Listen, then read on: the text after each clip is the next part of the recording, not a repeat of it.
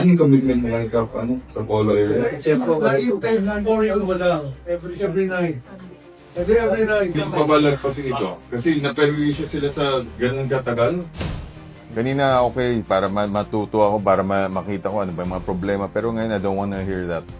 After what you guys did to polo area, hindi nyo rin respeto buhay ng tao.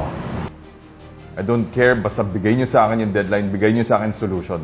Now, starting now on, sabi ko, everything should be written. So, bibigyan nyo, ito yung problema. Ito yung problema natin. Ito yung nakikita namin na solution dyan. Ito yung mga solution namin, ito yung mga kailangan namin. Ito yung cost niyan at okay ba sa inyo. Pero syempre, maglagay kayo ng alternative kasi buhay ng tao pinapag-usapan natin. Again, it's a request and a warning. Please, fix this. So by Wednesday, kailan namin ng solution. Gusto malaman kailan sila magkakatubig ng 24/7. Kailan ma-resolve na yan? I'm giving you guys this year to fix a lot of these problems. Sinasabi ko sa inyo, madami pa yan. Pero ngayon, ito yung una pa lang, pero I'm giving you guys this year to fix it. If not, pasensyaan na lang tayo.